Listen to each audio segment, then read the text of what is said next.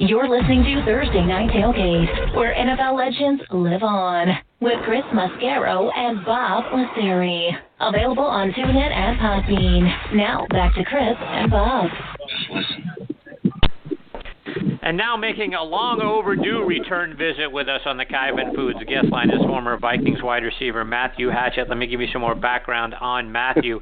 He is from Jefferson, Ohio, which is in the very northeastern part of the state. Played his college ball first at Mercyhurst and then later transferred to Langston University in Oklahoma.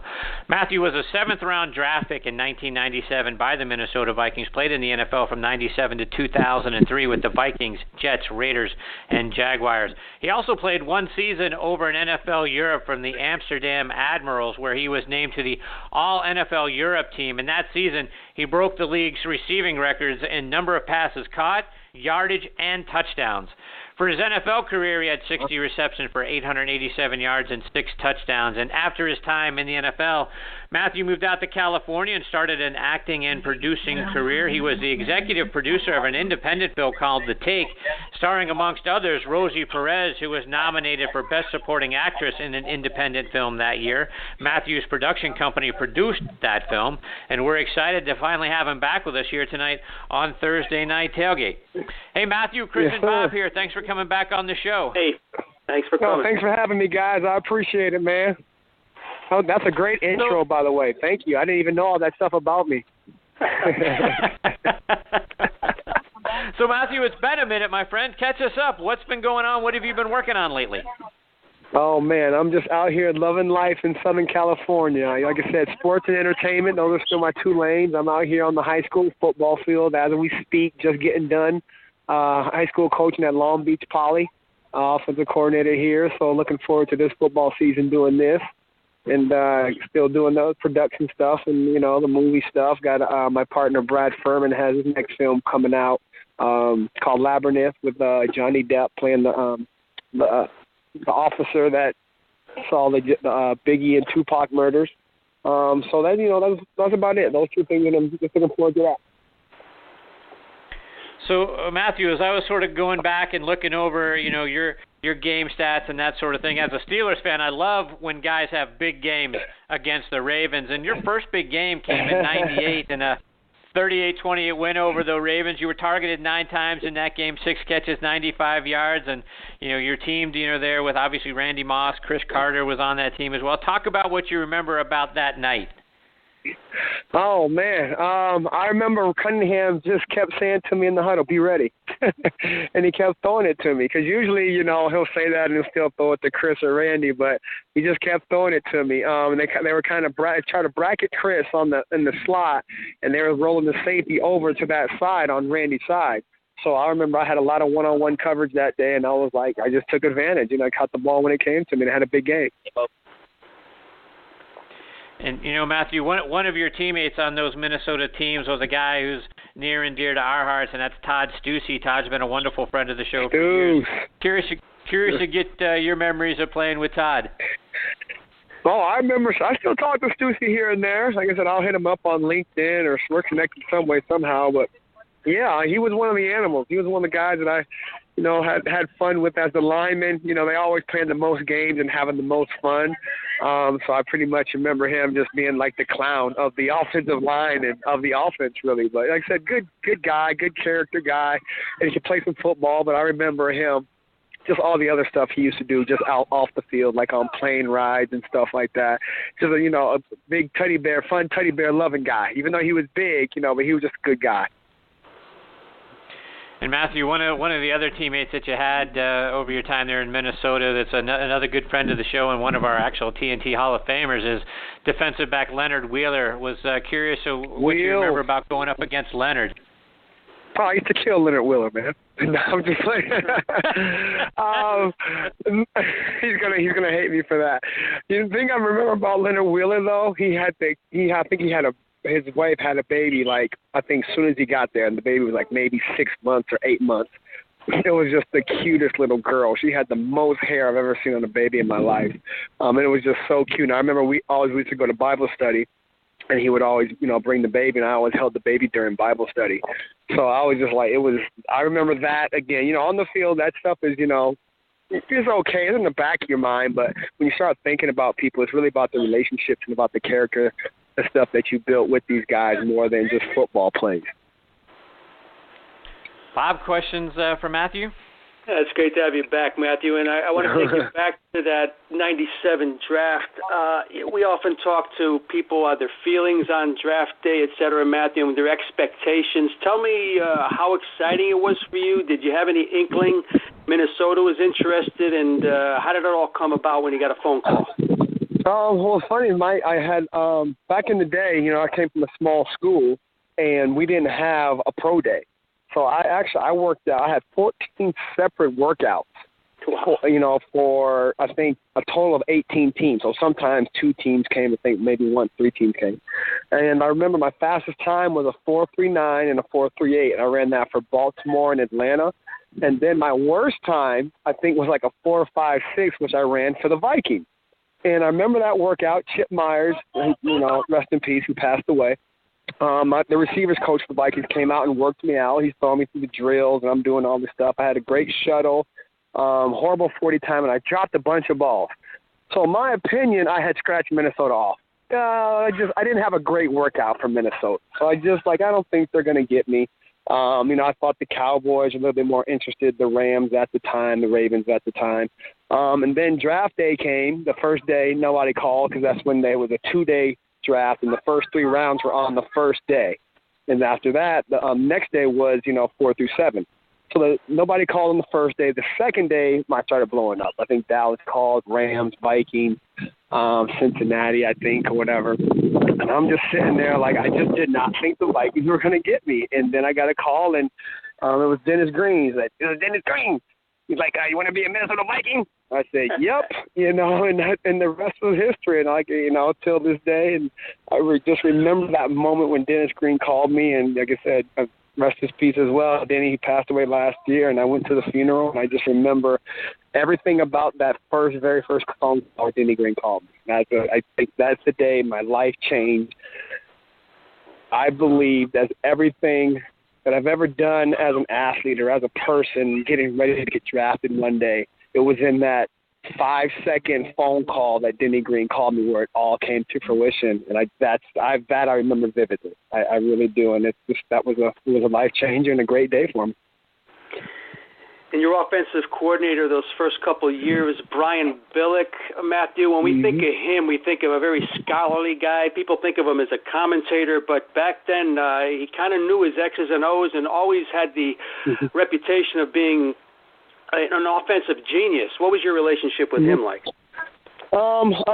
He didn't love me. He had a bunch of other toys to play with. I was the old rusty car in the garage that you didn't want to drive, So, because we had so many guys, you had even like Cris Cater and Randy, you still had Robert Smith, you had Jake Reed, so all these other guys were higher on the totem pole than myself. But like I said, as an X and O guy, he was pretty good. The systems that I run now in high school football is the exact same system that I got from him. The same philosophy. Like I said, take calculated shots. And even though people think we just threw the ball all over the place, we actually ran the ball pretty well. The games that we won were always pretty much off of running the ball and then play action and going up over the top. So I have that same philosophy till the day. Definitely a great coach. Definitely a great X and O guy. At the time, I didn't get to know him well because it was such a player-coach relationship. I'm just scared to death to make a mistake in front of the guy, and I really never had personal conversations and personal relationship with him, unlike some older veterans would have with a coach. But like I said, I see him here and now. I think I saw him at Cris Cater's Hall of Fame speech. The last time I saw him, spoke to him for a little bit. Even though he's out here in Cali a lot doing the NFL Network, I just haven't really caught up with him. But yeah, like I said, my whole philosophy and coaching spirit is through Denny Green and Brian Billick era. And Matthew, talking about coaches that you played for, you played a season with the Jets under Herm Edwards. I'm curious to get your thoughts on what it was like playing for Herm. Defensive coach. when I was talking to the other coaches, because the head coach out here is Antonio Pierce, who played linebacker for the Giants, and who's on ESPN now. And so I'm talking to all the other guys. I'm like, whenever you have a defensive coach, you just do different stuff, like stuff that really nobody really wants to do. When you're an offensive coach, everything is calculated and, very on time every day. And defense, they just want to go out and hit and do tackling drills and stuff like that. Like everybody doing interception drills. The quarterbacks have to tackle as well as the receiver. Like this is making stuff up. So, but I remember, like I said, Herm he's a great motivator. Like I said, locker room guy for the older vets. He was pretty much, like I said, take a day off to some veterans and stuff like that. But I remember just a defensive coach, and we would always, I think we won a couple games just dressed maybe 3 or 4 receivers at times. Then you have an offensive coach, you're always dressing minimum 5, most of the time 6. So just like little things like that I kind of remember from Herm. And Matthew, another good friend of this show, Anthony Becht, was there with you that year in New York. I'm curious of your memories of Anthony. Yeah, I still talk to Beck as well. We did I coached the NFLPA Collegiate Bowl. So Beck coached that year once with me, and then I think he commentated last year. So I've been catching up with him once or twice a year so far as well. So yeah, he, like I said, he was a dog. I remember him, big guy, big tight end, one of the bigger players I've seen in a long time because he pushes like 6'7". He's up there. Like I said, it's still cool to this day. I always had a good time with him, and like I said, we hung out a little bit in New York and got to catch up with him over these last couple of years as well. And Matthew, you played with 2 guys who were first-round draft picks, but didn't live up to the first-round pick when you were with the Jaguars. 2 guys at wide receiver, Troy Edwards, J.J. Stokes. Mm-hmm. Curious, if you ever kind of talked to those guys and what it was like for them, trying to deal with being a first-round draft pick, a lot of hype around them, and a lot of expectations. Was it tough on those guys? I think JJ probably handled it a little bit better because don't forget JJ was also in San Francisco first, so he got a chance to be around Jerry and T.O. for a while, and then went to Jacksonville, and he just didn't take off from there. But looking back at it now, I mean, there's the 2 first-rounders after that in Jacksonville. That Jacksonville took first round were Matt Jones and Reggie Williams. Those they didn't even get a chance to get into their careers. At least Troy and JJ, they had an NFL career. The other 2 guys didn't even have a career. So, I still JJ, and he was just the big body at the time when the big receivers were just coming into, being the sexy pick in the NFL. So he kind of was just a big guy, but he was never the technician as a receiver. But I think he still had a pretty good NFL career, just not a high first round talent career that that they were expecting. So, but then again, looking back, you got a lot of the guys who, you have to kind of go to the right system. I mean, I'll be the first to tell people, if Randy Moss did not go to the Minnesota Vikings, his career would have been different. Would he still been a Hall of Famer? Who knows? I mean, if you don't have a quarterback that can reach, Randy on go balls, then you're not running go balls. If you don't have a system, a guy on the other side, if he was the first receiver and he's getting double teamed as a rookie, you don't put up 20-something touchdowns. So all those things have to play in a part of what type of system you're in, what type of coaching staff you have, and also what players in that system with you.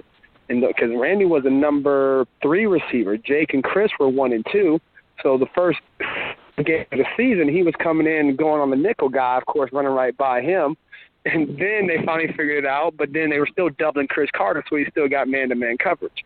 So, I think all those things play into guys having full careers in the NFL, and again, the lines the stars have to line up for you to be successful for a long time in the NFL. Bob, one more for Matthew before we let him go. Sure, Matthew. I got a few, but we'll have to get you on again and get them all in. But you mentioned your coaching now, and the first thing I thought of when you were talking about the kids and everything, Matthew, was these kids must look at you and say, man, there's a guy that played in the league. I'm going to be like him. Now, you have to be in a position, Matthew, where you got to be realistic on these kids, but you don't want to shall we say, downplay their dreams. How do you handle that, man? You got to be I'm sure you got to go out and say, look, there's a good chance you're not going to play in the NFL. We're here to kind of make you more of a man than anything else. But how do you handle that? Well, here's the funny thing. At Long Beach Poly High School has the most NFL players from any high school ever in history. So that conversation is a big conversation here. And we also have about 5 or 6 All-Americans who they have a very good shot at going to the NFL. But I can't have that conversation with them until they understand how to get there. And that's work ethic, that's discipline, that's dedicated to the sport. And, like, are you interested in going to the NFL or are you committed? You know, and that's the thing, like, nowadays, like, they're projected so high in college, and they can really go to college and do 3 years and then go to the NFL. It's a calculated thing nowadays of going to play pro sport. But the thing is, you still have to follow this path. And it's the hard work ethic type of guy. Like, that's 99.9% of the kids who are in the locker room in an NFL locker room. There's not one player in an NFL locker room, like you ask their ex-teammates, what type of player was he? He was just lazy. That's how he got to the Pro Bowl. Yeah, it doesn't happen. That's not the conversation. All those conversations, he was the hardest worker. He was the first one to practice. He was the last one to lead. He was always doing extra. He was always doing it. And everybody has the same thing. So I tell all these kids now, if you have those aspirations, all you got to do is keep this up. Keep the work ethic up. Keep watching more film than everybody. Keep, coming to practice earlier, staying later, doing extra. If you do those things, you'll have a better percentage of going to the NFL. But if you do those things and you don't go to the NFL, your character and your persona is already big enough. You're going to be successful in anything you do anyway. And that's the message I'm trying to give them. Excellent. And that's a great message. Good for you, Matthew. Before we let you go, my friend, let our listeners know how they can stay up to date with what you're doing, whether it's online or over social media. Oh, yeah, my social media, the only thing I really do, I get on the Twitter a little bit. I don't really Instagram or Snap, Chisel, nothing like that. So my Instagram is Twitter at Hatch89, or Hatch89 at Twitter, whatever it is. And that's about it. That's all I do. Like I said, I might get on Facebook once every 6 months or something, but not too much. But I do tweet a lot. Well, Matthew, thank you so much for taking time out of your night to come back on the show. We hope you'll come back much sooner next time, share more of your stories and insights with you, because it's been great spending some time with you and catching up with you tonight. Oh, thanks a lot, guys. Yeah, anytime. Let me know. We'd love to come back on. Thank you. All right, take care, Matthew. All the best to you and your family. All right, fella. Thank you. Take care. Peace. Good night.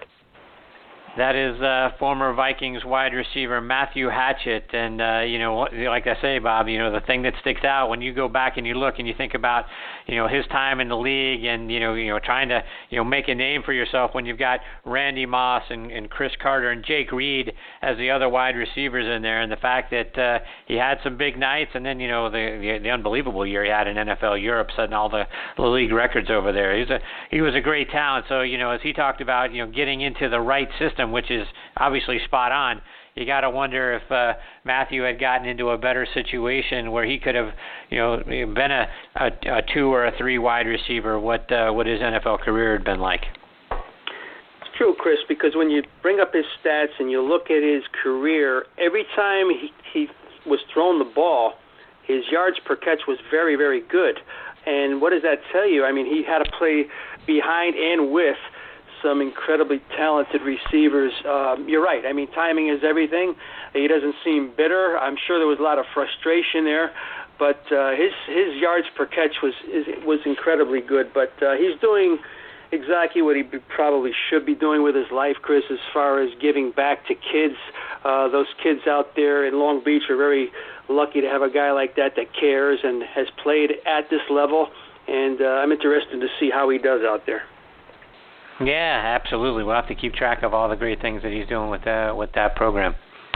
All right, we've got our next guest, Ed White, hanging on the line. We'll get to Ed after this quick station ID. Hear your favorite NFL legends sharing their stories and insights every week right here on Thursday Night Tailgate with Chris Mascaro and Bob Lazari. Take it away, guys. Once the door is locked, there's no way out.